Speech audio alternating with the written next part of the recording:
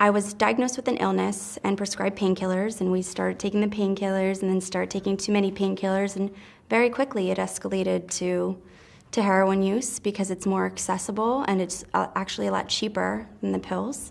And from there, that took off. I was a full-blown heroin and crack addict, and I was very, very close to my family growing up, but I isolated myself. I didn't talk to anybody. My mom would drive around Atlantic City begging people to find me. It happened so fast, it's like a snowball effect.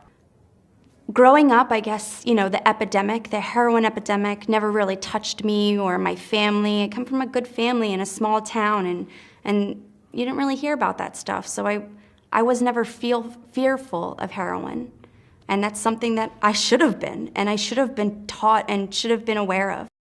So eventually, all the consequences to my addiction caught up to me.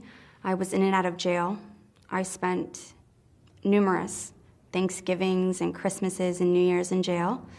And I was kicking and screaming, but I took drug court. I was actually contemplating going to prison instead of taking drug court because everybody tells you it's this setup and it's going to set you up for failure. That's what everyone in active addiction tells you because you don't talk to people who are clean, who have been through the whole process and have actually been successful from it. So I took drug court.